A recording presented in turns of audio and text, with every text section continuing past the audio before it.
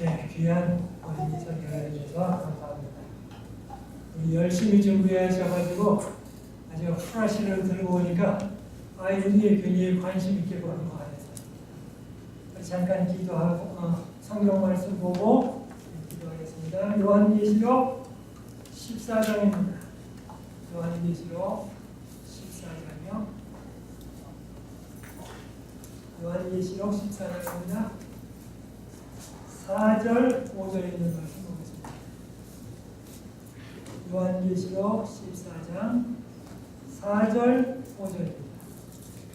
이 사람들은 여자로 너머로 더럽히지 아니하고 정결히 입는 자, 어린 양이 어디로 인도하는지 따라가는 자며 사람 가운데서 구속을 받아 처음 입은 열매로 하나님과 어린 양에게 속한 자들이니 그 입에 거짓말이 없고 흠이 없는 자들이라.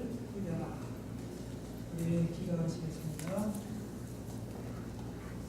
하늘에 계신 아버지 하나님, 지금 요한계시록 14장 4절 5절의 말씀을 폈습니다. 이 말씀을 잘 이해할 수 있도록 성령님께서 함께 역사해 주옵소서. 그리고 이 말씀을 실천하고 싶은 욕망도 허락해 주시고 실천할 수 있는 능력도 허락해 주옵소서. 예수님의 이름으로 간구합니다.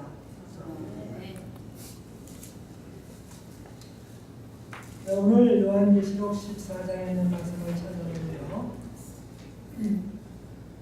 여러분이 아시는 대로 창세기는 성경의 서론입니다. 그 다음에 요한계시록은 성경의 결론입니다. 그리고 또 요한계시록은 신약 성경의 마지막 책입니다. 그리고 요한계시록은 우주 역사의 종말을 이야기하고 있습니다.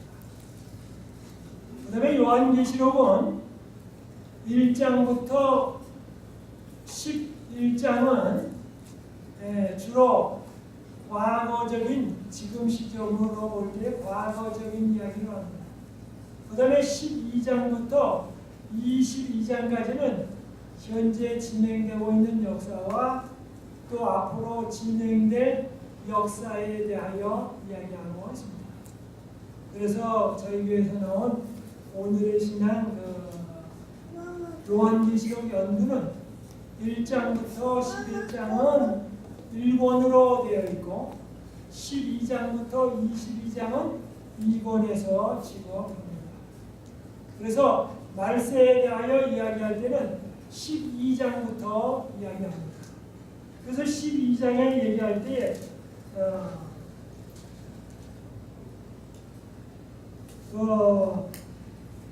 여기 용, 여자 뭐 그런 얘기가 12장에 나옵니다. 그래서 하늘에서부터 선악간에 일어났던 전쟁에 대하여 우주적인 차원으로 이야기합니다. 그 다음에 17절입니다. 여러분이 잘 아시는 용이 여자에게 분노하여 돌아가서 그 여자의 남은 자손, 여기 남은 자손, 그래서 그 남은 자손은 곧 하나님의 계명을 지키며 예수의 증거를 가진 자들로 더불어 싸우려고 바다 모래 위에 섰다. 용이 아담과 하와를 에덴 동산에서 속이고 타락하게 하고 예수님을 시험하고 그 다음에 이제 초대교회를 핍박하고 중세 때 핍박하고 그 다음에 이제 마지막에 가서 하나님의 십계명을 지키며 예수의 증거를 가진 자들, 예수님께서 남은 우리들에게 특별히 어떻게 가야 할지를 밝히 보여주기 위하여 1844년 12월 달에 엘렌 G 화이트에게 첫 계시를 주셨습니다. 그래서 예수님이 성령님을 통하여 화이트인에게 기별들을 주셨습니다. 그것이 예수님이 성령님을 통하여 증거하신 것입니다. 그런 것을 가진 자들로 더불어 싸우려고 바다 모래 위에 섰더라. 그러면서 이제 13장이 나오는데 13장에는 중세서부터 하나님을 핍박하던 세력과 또 땅에서 올라오는 짐승을 이야기하고 있습니다. 그 짐승이 새끼 양같이 두 뿔 있고 용처럼 말하더라. 지난번에 설교 말씀을 드렸습니다. 그래서 13장은 하나님을 대항하는 세력이 13장입니다. 그래서 12장은 두 세력이 천지창조 이전부터 싸워왔다. 그 다음에 13장은 사단의 세력이 어떻게 마지막 시대에 작동할 것인지를 설명합니다. 그 다음에 14장에는 하나님의 세력이 어떻게 궁극적으로 승리할지를 이야기해 줍니다. 그래서 사람들이 이야기하는 걸 들을 때 요한계시록을 13장을 많이 얘기하는 사람인가? 아니면 14장을 얘기를 많이 하는 사람인가? 이게 들어보면 아하, 이 사람이 어느 쪽에 속해 있는 사람이라 하는 걸 알 수가 있습니다. 그래서 우리는 13장도 물론 중요하지만 이 하나님의 반대적인 세력도 우리가 잘 알아야 합니다. 그러나 더 중요한 것은 가짜 사과를 많이 하는 것보다는 진짜 사과를 더 잘하는 일이 필요합니다. 그래서 14장은 하나님의 전술, 조금 말이 좀 무섭죠? 하나님의 사랑의 승리에 대하여 14장은 이야기하고 있습니다. 그래서 14장 1절부터 5절은 제일 첫 번에 승리한 자들이 누군지를 먼저 설명합니다. 그 다음에 6절부터 13절까지는 온 세계에 전해야 할 마지막 하나님의 기별이 무엇인지를 설명하고 있습니다. 그래서 여기 6절부터 13절을 함축해서 세 천세의 기별이다 그래가지고 안식일교회의 로고로 많이 쓰고 있습니다. 그 다음에 14절부터 20절은 이제 하나님의 마지막 추수에 대하여 이야기하고 있습니다.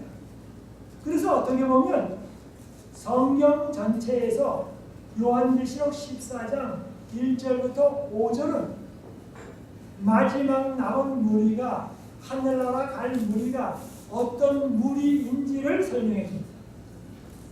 아주 최상품의 열매, 제일 잘 익은 곡식이 무엇인지를 설명해 주고 있습니다. 그런데 이렇게 최상품의 열매를 맺는 것은, 최상품의 성령의 열매를 맺는 것은 한순간에 되는 것이 아니고 매일매일의 삶이 쌓여서 풍성이 됩니다. 배란간에 한순간에 건강해지는 것이 아닙니다. 사람이 어떤 생각을 갖고 어떻게 생활하고 어떻게 먹고 어떻게 운동하고 그런 것이 복합적으로 모여서 건강한 사람이 됩니다. 좋은 사람도 한순간에 되는 것이 아닙니다. 여기 14장 1절부터 한번 좀 보겠습니다. 또 보니 보라 어린 양이 시온산에 섰고, 여기 어린 양이라 그랬습니다. 어린 양은 늙지 아니하고 건강하고 아주 좋은 흠이 없는 양, 제사 지낼 때에 아주 최선의 상품인 양, 어린 양이 어디에 섰고요? 시온산에 섰고, 시온산에 다윗 성이 있습니다. 시온산에 예루살렘 성전이 건설되어 있습니다.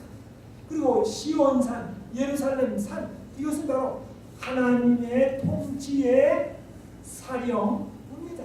본부입니다.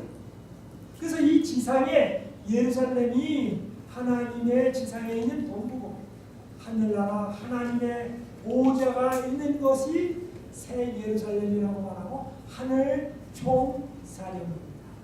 그래서 이 지상에 있는 것은 하늘 총사령부의 지부입니다. 그런데 여기 이제 예수님이 십자가에 달려 돌아가시고 부활하시고 승천하시고 그 다음에 50일 만에 예수님이 이 지상에 성령님을 보내시고 하늘 보좌에 좌정하신 표로 성령님을 보내셨습니다. 그것이 이른비 성령입니다. 근데 마지막에 이제 추수를 마치기 전에 한꺼번에 이른비보다 더 강렬한 비를 보내실 것인데 그것이 늦은비 성령입니다. 그런데 오늘 14장 1절부터 5절의 말씀을 잘 읽게 되면 늦은비 성령을 어떻게 받을지 어떻게 승리하는 자들이 될지를 설명하고 있습니다. 그런데 여기 14장 어린 양이 시온산에 섰는데 이 어린 양은 십자가에 돌아가셨다가 승천하셔서 하늘 우주 본부에 계신 예수 그리스도십니다. 그와 함께 14만 4천이 섰는데 그래서 각 지파마다 해가지고 14만 4천 명이 섰다 그래서 이 14만 4천 명은 마지막 시대에 구원받은 성도들의 무리를 이야기하고 있습니다.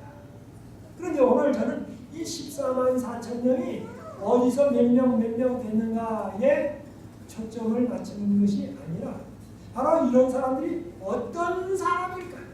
어떻게 14만 4천 명이 될까에 초점을 맞추려고 합니다. 그래서 여기 14만 4천 명이 섰다고 하니까 세천세 기별을 받아들이고 이 지상에서 하나님의 뜻대로 올바로 산 사람들이 구원받아서 하나님 보좌 앞에 있을 것을 미리 보여주는 것입니다. 그런데 그 이마에 어린 양의 이름과 그 아버지의 이름을 쓴 것이 있다. 그래서 이 두뇌의 생각의 근원에 뭐예요? 아버지의 생각과 예수님의 생각으로 정말로 완전히 점철되어 있다. 자나깨나 뭐예요? 아버지의 사랑과 예수님의 사랑으로 사랑이 흘러나오는 자들이 되었다. 2절입니다. 내가 하늘에서 나는 소리를 들었는데 많은 물소리와도 같고 그런데 이 14만 4천 명이 노래를 하는데 노래소리가 물소리 같고 큰 외성도 같은데 내게 들리는 소리는 검은고 타는 자들의 그 검은고 타는 것 같더라. 이 14만 4천 명이 노래를 하는데 물소리도 같고 아마 나야가라 폭포 몇백 개를 합쳐서 나는 소리 같은 건 그 다음에 뭡니까? 천둥 번개 치는 소리가 또 하나는 뭡니까? 검은고 타는 소리와 같았다. 그 다음에 이렇게 말합니다. 3절입니다. 저희가 보좌와 내 생물과 장로들 앞에서 새 노래를 부르니 노래가 헛 노래도 있고 새 노래도 있는 거 아닙니까? 근데 왜 소노라고 그럴까? 바로 뭡니까? 새로운 경험에서 나오는 노래라고 하는 것입니다. 그리고 새 노래는 훨씬 더 질적으로 뛰어난 노래입니다. 그래서 약간 헛노래라고 그러면 오래된 노래라고 그러면 약간 이상하지만 뭐냐면 다른 사람이 불러서 덩달아 부른 노래 이건 가수들이 노래를 많이 부릅니다. 그러나 진짜 노래는 자기가 체험해서 부른 노래 이건 진짜 노래입니다. 그리고 그 노래는 질적으로 다른 것에 비교할 수가 없습니다. 그래서 우리 예수 믿는 사람들은 다른 사람들이 예수 믿으면 이래서 좋대 그렇게 말하는 것도 물론 좋지만 더 좋은 건 뭐예요?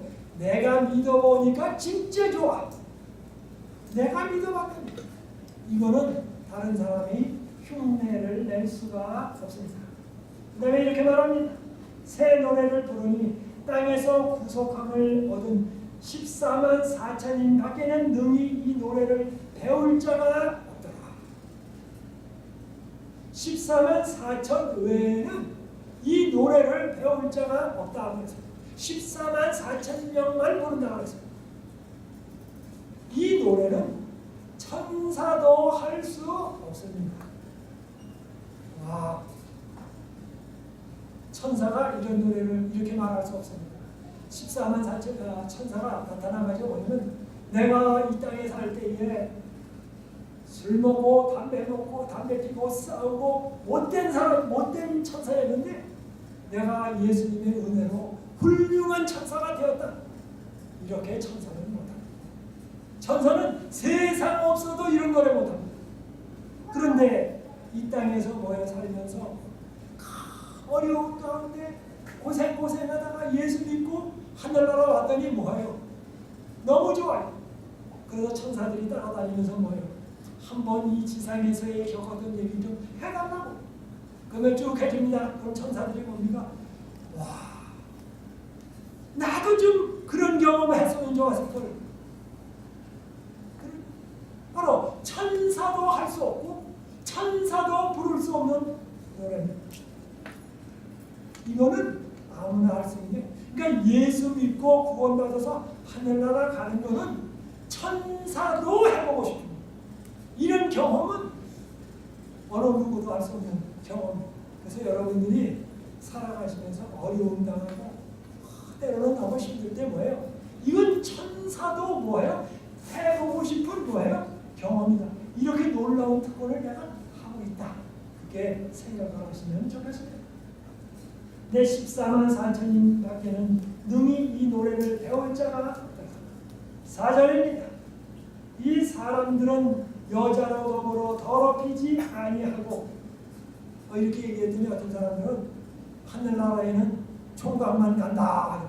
그래서 결혼 안 한 사람은 이 말이 아닙니다. 이 말은 뭐냐면 정결이 있는 여자라고 하는 말은 참된 교회, 참된 교인, 그리고 정결이 있는 여자라는 말은 우리가 정결이 있는 여자처럼 하나님께, 예수님께 정결이 있는 신앙생활을 한다라고 하는 것입니다. 그래서 하나님을 믿을 때에 이방신을 쫓아가고 잘 안 보면 그것은 뭡니까? 부도덕한 여인을 사상했습니다. 근데 여기 정결이 있는 자라, 어린 양이 어디로 인도하는지에 따라가며. 첫 번째입니다. 이제 14만 4천인의 특징, 느낌이 성령 받을 사람들, 참된 교인에 대해서 말합니다. 뭐라고 말합니까? 어린 양이 어디로 인도하는지 따라간다. 예수님이 겟세마네 동산에서 기도하셨습니다. 오 아버지 하나님, 이 잔이 내게서 물러가게 하옵소서. 그러나 뭐예요? 나의 뜻대로 없이고 아버지의 뜻대로 되게 해 주옵소서. 피땀을 흘리면서 기도하셨습니다. 아버지의 뜻대로. 사도 바울은 복음 전할 때에 눈이 나쁘고 키가 작고 등은 굽고, 그래가지고 사도 바울 선생님이 하나님 아버지 좀 안질도 제거해 주시고 눈도 좀 제대로 잘 보이게 해주시고 좀 그렇게 해주십시오. 그러면 복음을 잘 전할 것 같습니다. 그랬더니 하나님께서 내 은혜가 내게 족하다. 더 이상 그걸로 나한테 기도하지 말아라. 주님이 뭐예요? 안질 싹 고쳐주시고 싶죠. 그러나 뭐예요? 더 좋은 것은 안질이 계속 있음으로 말미암아 무릎 꿇고 겸손하게 기도하는 가운데 하나님께 매어달리면 안질이 나은 것보다 훨씬 더 본인에게도 좋고 하나님의 뜻에게도 좋아요. 그래서 뭐예요? 더 좋은 약속을 주셨습니다. 더 좋은 축복을 주셨습니다. 더 좋은 축복은 뭡니까? 그에게 하나님과의 관계가 더 깊어지도록, 그래서 연약한 데서 하나님의 능력이 나타나는 것을 보여주셨습니다. 그래서 하나님께로부터 응답을 못 받았다가 아니라 더 좋은 방식으로 응답 받았다라고 하는 것입니다. 오늘 우리가 언제는 기도합니다. 다양한 각도로 자녀를 위하여, 배우자를 위하여, 비즈니스를 위하여 기도합니다. 근데 진심으로 기도했는데 응답 못 받은 것 같으면 응답을 못 받은 게 아니라 우리를 사랑하시는 그분이 우리에게 응답을 하실 때 우리가 아는 것보다 훨씬 더 좋은 것으로 100% 응답하셨다. 그래서 우리가 이렇게 생각하는 거예요. 주님, 진심으로 기도합니다. 그리고 진심으로 응답해 주실 것을 믿습니다. 그러므로 눈을 떠서 주의 축복을 계산하고 주의 축복을 깨닫는 자가 되게 해달라고 기도하는 게 필요합니다. 그러면 주님께서 말씀하시기를 내 사랑하는 자녀들아, 정말 내가 너희 같은 자녀들 두었기 때문에 십자가에서 너희를 위해서 돌아간 보람이 있으며 온 우주에 너와 같은 자녀를 자랑하고 싶다. 얼마 동안 영원토록 자랑하고 싶다. 그래서 우리들이 하나님께서 우주에 자랑하는 자랑거리의 자녀들이 되기를 바랍니다. 여기 그 다음에 이렇게 말합니다. 거기 4절과 5절에 있는데 제가 순서를 좀 바꿔서 하겠습니다. 그 다음에는 흠이 없는 자들이더라. 5절에 그렇게 말했습니다. 흠이 없다 그랬습니다. 근데 여기 흠이 없다라는 말은 하나님과의 관계에 있어서 하나님을 철저하게 믿기 때문에 관계적으로 흠이 없다. 노아가 하나님을 전적으로 믿고 방주를 지었습니다. 산 꼭대기에다가 비가 안 오는데 방주를 지었습니다. 수없이 많은 사람들이 노아 할아버지를 조롱해도 조롱에 대하여 귀를 막고 하나님의 음성만을 듣고 방주를 지었습니다. 그래서 하나님은 노아를 의인이라고 말씀하셨습니다. 완전한 자라고 말했습니다. 물론 노아가 실수들을 했습니다. 그래서 관계적으로 완전했다 그랬습니다. 그래서 마지막 무리들, 늦은 뒤 성령을 받을 무리들은 하나님과의 관계가 끈끈합니다. 그래서 하나님께서는 뭐예요? 우리가 실수들을 좀 한다 할지라도 뭐예요? 관계적으로 뭐예요? 완전한 자라고 하시는 것입니다. 그래서 우리가 실수를 하면 뭡니까? 고백하면 실수들을 용서해 주십니다. 그리고 성령님을 통하여 우리의 마음속에 주님을 더 신실하게 믿게 하고 우리로 하여금 실수들을 점점 안 하게 도와주십니다. 그런 각도에서 뭡니까? 흠이 없는 자입니다. 예수님께서 십자가에 달려 돌아가셨습니다. 그러므로 우리의 죄값을 다 갚으셨습니다. 그리고 우리가 예수님을 믿습니다. 믿을 때에 뭡니까? 성령님을 주셔서 우리의 속에 새살이 나오도록 합니다. 이렇게 물집에 잡히면 물집을 뜯어버리면 거기 질병균이 들어갑니다. 물집이 손에 잡혔다고 놔두면 점점 새살이 올라옵니다. 그러므로 우리의 심령이 뭐예요? 딱딱한 심령에서 부드러운 심령으로 성령께서 재창조하십니다. 한꺼번에 창조하는 게 아니라 적당한 만큼 우리가 감당할 수 있는 만큼 창조해 주십니다.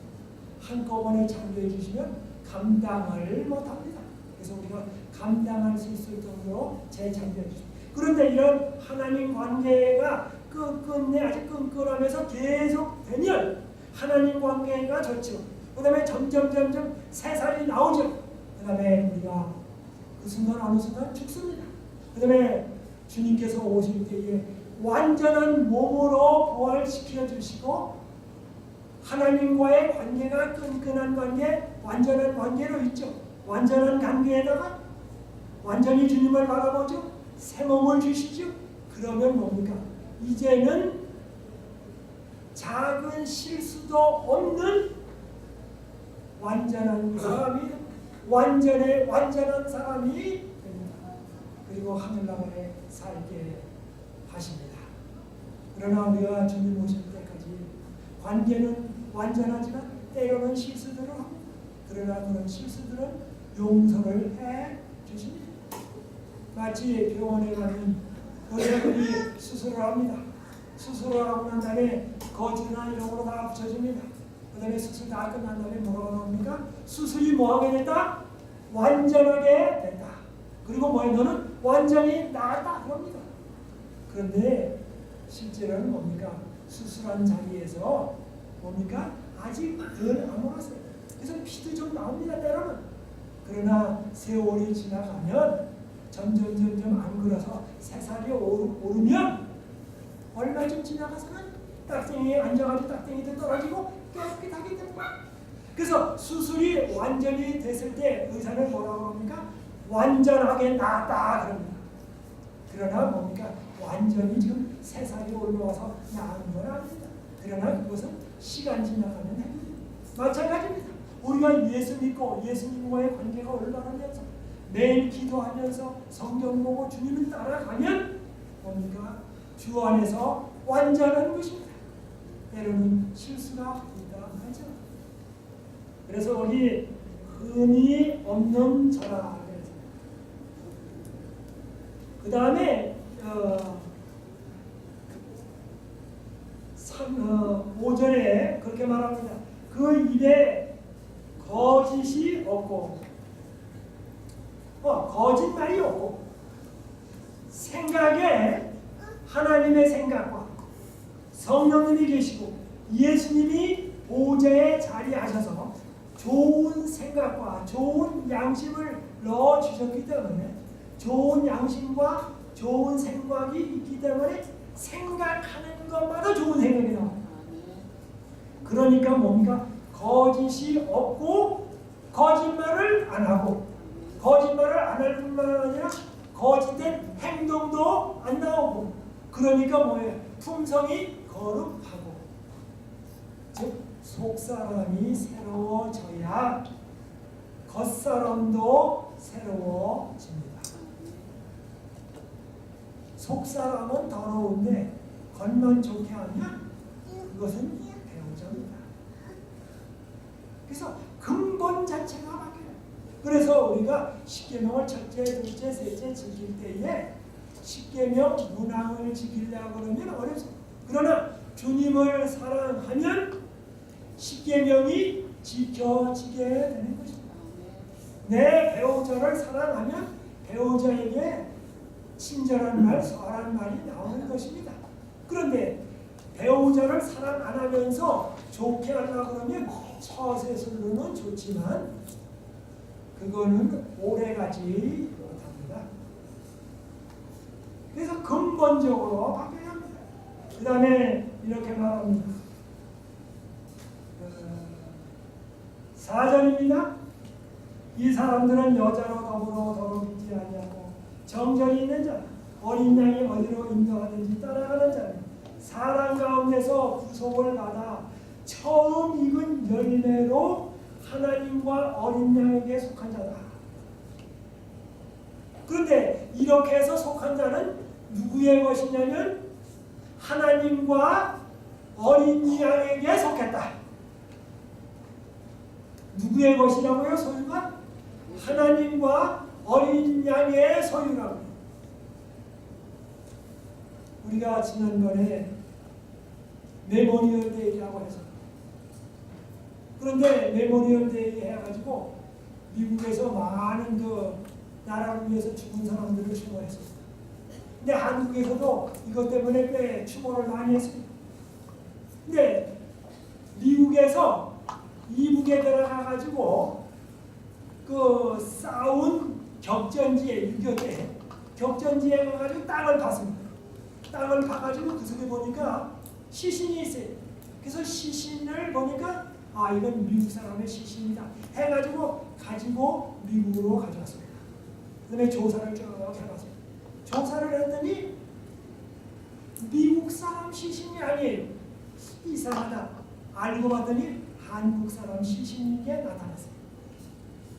그래서 그 시신을 한국으로 보냈습니다. 그래서 한국에서 그 시신을 가진 사람이 뭐라고 하냐면 남북 통일이 되면 시신을 찾을 줄 알았는데 지금 뭐예요? 62년 만에 시신을 찾게 됐다. 그래가지고 그의 자녀들이 그 아버지의 시신을 가지고 얼마나 눈물을 흘리며 감격했는지 모릅니다. 찾아서는 기쁘고 돌아가신 아버님 생각하니까 눈물이 나고, 그 다음에 그 기사를 제가 자세히 읽어봤더니 그렇게 썼습니다. 미국에 대해서 얘기했습니다. 미국이라고 하는 정부는 세계 미국 사람이 나가서 싸울 때에 어느 나라 가서 미국 사람이 죽었든지 상관할 것 없이 미국 정부는 지구의 끝이라도 쫓아가서 미국 사람이 죽은 사람, 나라를 위해서 죽은 사람의 시신의 일부라도 남았다고 하면 유품 어디든지 찾아다가 미국에 있는 고향에 있는 부모 형제들에게 돌려주는 것이 미국 정부의 임무다. 그렇게 적었어요. 그런데 제가 그 기사를 보면서 이렇게 있습니다. 우리가 2012년 오늘부터 또는 과거나 지금이나 미래나 예수 그리스도를 열심히 믿을 때에 그러다가 뭐예요? 어떤 때는 세상을 떠납니다. 어떤 사람은 감옥에서, 어떤 사람은 또 다양한 교통사고, 다양한 각도로 세상을 떠납니다. 때로는 화장을 합니다. 그러나 그 사람들이 뭡니까? 하나님을 믿고 예수를 믿었다고 하면 그 이마에나 손에 뭐가 있습니까? 하나님의 인식표가 있습니다. 그러면 주님께서 오실 때 뭐예요? 어디 있든지, 때로는 고기밥이 되든지 바닷속에 들어갔든지 혹은 뭡니까? 강속에 들어갔든지 어디 있든지 상관할 것 없이 뭐예요? 하나님의 천사들은 뭐예요? 다 찾아서 부활시켜서 어디로 돌아갑니까? 새 하늘과 새 땅으로 인도한다. 그래서 하늘 천사들의 사명은 뭡니까? 하나님께 속한 자들이면 어디에 있든지 어떻게든지 상관할 것 없이 뭐예요? 다 찾아서 아버지께 돌려드린다. 그리고 하늘 고향으로 보내준다. 그래서 온 우주와 함께, 우주거민과 함께 구원받은 사람들이 함께 기뻐하게 된다. 그런데 그때 하늘나라지만 제 생각에는 울 것 같아요. 이렇게 눈물을 흘리고 울 것 같아요. 그러면서도 뭐예요? 한편으로는 기분이 좋아, 감격해. 웃었다가 아니죠. 기뻤다가 슬펐다가. 그런데 그 슬픔은 뭐예요? 잠깐의 슬픔이 될 것 같습니다. 그래서 구속함을 받아, 구속을 받아 처음 익은 열매로 하나님과 어린 양에게 처음 익은 열매. 처음 익은 열매라고 하는 것은 제일 첫 번에 익은 열매라는 말도 되지만 성경에서 자주 예수 믿는 사람을 가르쳐서 처음 익은 열매라고 하는 것, 제일 첫 번에 익었다고 하는 것은 다른 거하고 경쟁해서 익을 때 제일 첫 번에 익었으니까 뭡니까? 제일 좋은 상품이다. 아주 극상품. 그래서 말세에 예수 그리스도를 믿으면서 구원받은 사람들은 다른 때보다도 뭐해요? 마귀가 핍박을 더 많이 했기 때문에 역경과 고난 속에 정말 통과했어요. 그래서 하나님의 음성을 훨씬 더 잘 드러낸 사람들, 역경을 거친 자들, 그래서 뭐라고 말합니까? 처음 익은 열매다. 그래서 그 처음 익은 열매는 뭡니까? 갈라디아 5장 22절부터 23절에 나오는 성령의 9가지 열매를 맺은 사람. 고린도전서 13장에 나오는 뭡니까? 사랑장을 이룬 사람들. 그 다음에 마태복음 5장부터 7장에 나오는 산상보훈을 이룬 자들. 출애굽기 20장 3절부터 나오는 십계명을 이룬 자들. 그런데 이런 것은 우리 자신이 이루는 것이 아니라 예수님께서 십자가에 달려 돌아가셨습니다.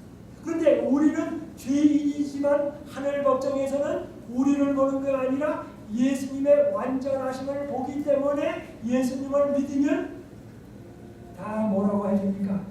완전한 자라, 흠이 없는 자라, 흰옷을 입은 자라, 세마포로 깨끗이 씻은 자라고 해줍니다. 그래서 하늘나라 가서 구속받았을 때 내가 잘했지 하고 자랑하는 게 아니라 면류관을 벗어서 누구에게 드립니까? 예수님께 드립니다. 그래서 예수님을 믿을 때에 성령님이 들어오셔서 우리의 마음을 변화시켜 주십니다. 그러므로 우리는 성령의 은혜를 받고 그분 안에 계속 거할 때 그분은 우리를 저 하늘 본향으로 인도하십니다. 우리를 처음 익은 열매로 맺게 해 주십니다. 하늘 아버지는 농부십니다. 그리고 우리로 하여금 열매 맺지 않는 가지는 잘라버리십니다. 그래서 우리의 삶 속에서 못된 것을 예수님께서 잘라버릴 때에 주님께 불평하지 말고 대신에 뭐예요? 주님 감사합니다. 어려울 때라도 뭐예요? 나로 하여금 나를 사랑하셔서 그렇게 하니 감사합니다. 그래서 우리가 해야 할 일은 뭡니까? 단순합니다. 어렵지가 않습니다. 쉽습니다. 근데 이걸 꾸준히 하기가 어렵습니다. 말씀 보고 기도하고 실천하는 것. 그것이 뭡니까? 비결입니다. 언제까지요? 주님 오실 때까지. 이런 사람들이 늦음이 성령 받을 자라면요 14만 4천 명이요 새 노래를 부를 자며 구속받을 자입니다.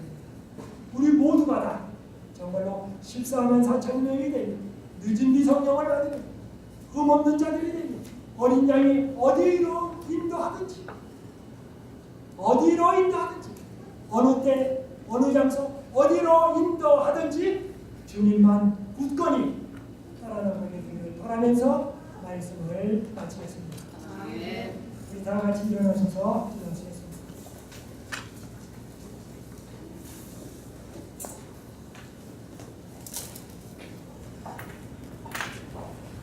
하늘에 계신